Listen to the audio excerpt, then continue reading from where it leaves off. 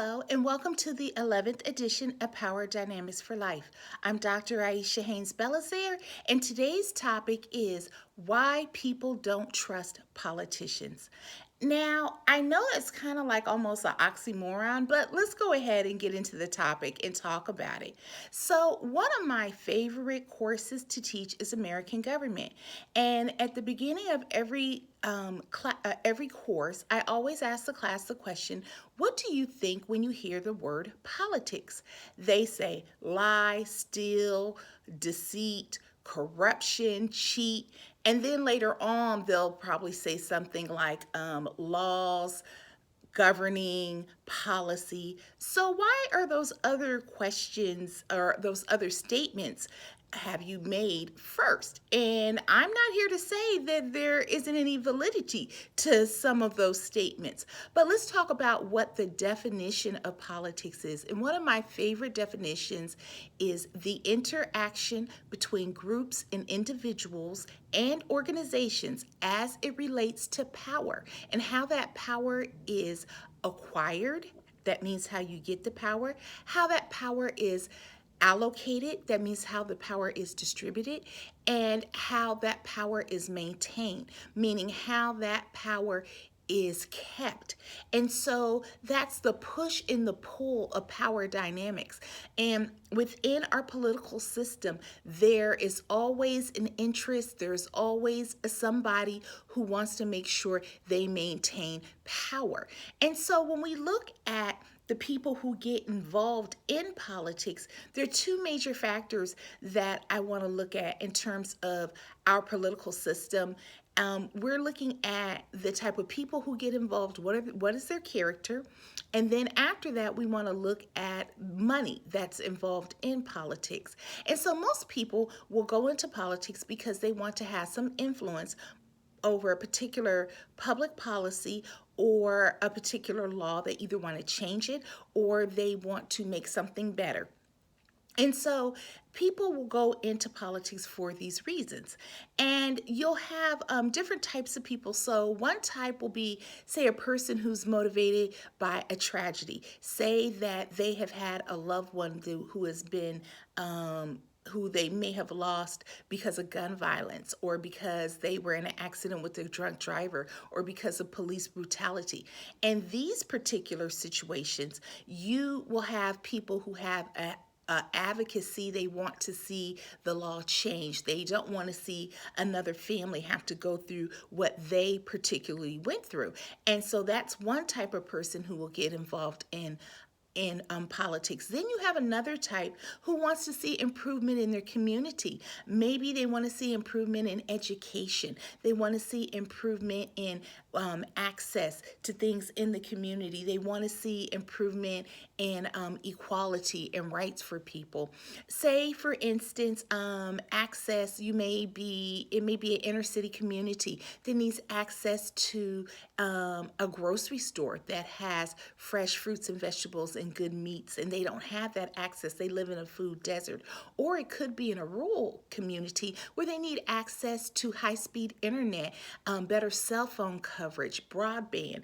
And so these are some of the things that people who would get involved who want to see improvement. And then there's another type of person who will get involved, and that would be a person who comes from the business community. And they may have started a business, have been very successful, and they want to bring their business acumen to the public sector.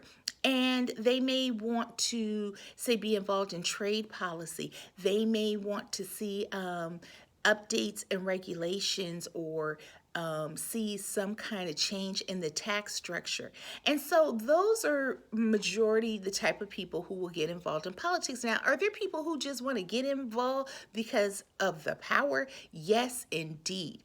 But all of these people, when they are on the campaign trail and they're making promises, they are not particularly making these promises thinking that they're going to be breaking these promises. What they fail to realize a lot of times is when they get into the system that there is this constant push and pull of power, and they are not particularly going to always be able to get everything they want. Now, they may be able to, they'll compromise, but when they do compromise, because that's how you have to work to get legislation passed, they may not have made the people who they're representing happy, because they'll feel like, oh, I didn't get everything that I want. This person promised me this. Okay, let's take, for instance, the broadband in the country area. Well, maybe they were able to get an improvement in, say, broadband, high-speed internet, or cell phone service, and it covers 70% of that rural county, but it doesn't get the other 30%. The people in the 30% will be like, oh, well, he lied. He didn't do what he said he was going to do. And so that's somehow how we always will automatically think that politicians lie. Now, I want to look at, in terms of a particular industry, they have to deal with different industries once they get into power, be it they're in the Congress or they're in a state legislature. And say, for instance, the auto industry, and we'll just use Congress.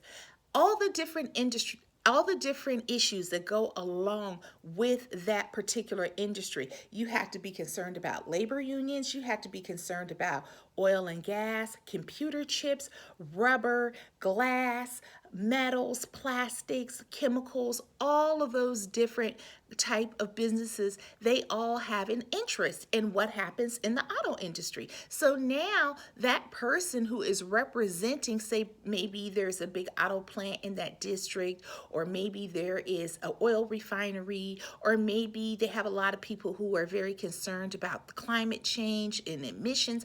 They have to now be concerned about making everybody happy, or at least so that they can get reelected. And now remember, re-election is of the utmost importance for any politician, because once they get there, not only there are a lot of perks, but if they want to be effective, you gotta kind of have to be there for a little while. But what ends up happening is that then they have to raise more money, and we according to Open Secrets, and that at opensecrets.org, and that is a organization that actually tracks political spending. They said that in 2020, the cost of the elections nationwide was $14 billion with the B. And just for the race for the president, that was $5.5 billion. So now you see that these people are going to have to raise money to stay in office. And this is a system that is ripe for corruption. And so we want to talk about the fact that they spend over half of their time, Congress does, raising money, because in the House of Representatives, they only have 2 years. So every 2 years they have to run. And in the Senate, they have 6, but you're always constantly raising money for that next race. Now, let's talk about a Supreme Court case called Citizens United, and it was decided in 2010. And what Citizens United, it was Citizens United versus the Federal Exchange Commission. And no, I'm sorry, the FEC, Federal Elections Commission. That's also FEC. But they made a decision, the Supreme Court, that corporations, labor unions, organizations, they have First Amendment rights of the people. We have First Amendment rights. Companies should not be having First Amendment rights. They're not people. But you'll have people say, oh, corporations are people too. As a matter of fact, Mitt Romney said that when he was running against Barack Obama in 2012. Corporations are people too. And so that gave them the ability to donate unlimited amounts of money to third parties, as long as they don't coordinate directly with a political campaign. So you'll have different advocacy groups that'll advocate for certain issues, and there are billions, millions, and billions of dollars coming in, very wealthy donors. And the politicians, because they need to raise this money to run for the next election, have to always keep the donors happy. Another situation that's ripe for corruption. So let's now go on and talk about character. And in particular, the presidency of Donald Trump changed what our expectations are for a character of a president and character of public officials. And as we know, the character of Donald Trump is, we know two things. He's about himself and he is about money. Those two things, we know that for sure without saying anything else. And we also know that he told a lot of, let's just say, lies. The Washington Post tracked his 4 years in office and had come with the conclusion that he had told over 30,000 lies in 4 years, folks. 4 years. That's it. Four. And what we learned was that we also got a new language for how we deal with what is considered a lie and what is considered truth. So we have reporters talking about, an untruth, a misstatement, a falsehood, alternative facts. One of Trump's advisors, Kellyanne Conway, came up with the term alternative facts. Okay, how about just lies? That's what we're talking about, just lies. But what that has done is made this environment ripe for people who are very dishonest. Now, we already know that people, because of the aspect of power, who are dishonest do go into politics, but we're getting people who just lie without impunity. And an example of that would be the New York congressman who just came into office and has only been in office just since the 2022 election. He's a new congressman, George Santos, and he represents New York, primarily Long Island, and he has lied about his work history, his education, his religion, about his mother dying in 9/11. Like, who does that? Who does that? And he has said that no, he's not going to leave Congress, and he's only going to leave if the constituents want him to leave. Well, a Newsday Siena College poll that was taken a few days ago said that over 70% of his constituents out of the poll, want him to leave. And so that's something that we're going to be watching that's going to be very interesting.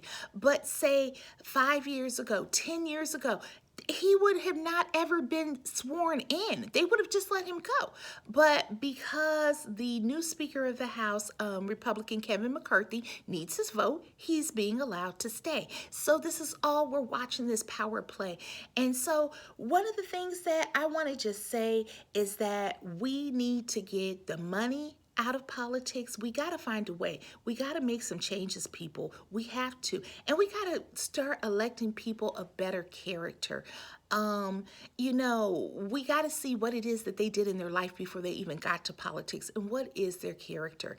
And so I want to thank you so much for joining me today at Power Dynamics for Life. I'm Dr. Aisha Haynes-Belizaire. Please, if you like this video, please give it a thumbs up. That helps it in the YouTube algorithm.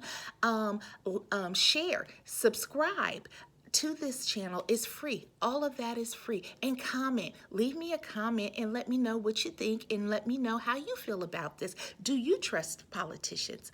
And I also want to say that we will be in our upcoming episodes talking about why do the majority of African Americans vote for Democrats, and also the medical industrial complex. So anyway, I want to just say have a blessed day, have a great time, and thank you so much. Dr. Aisha Haynes-Belizaire. Bye-bye.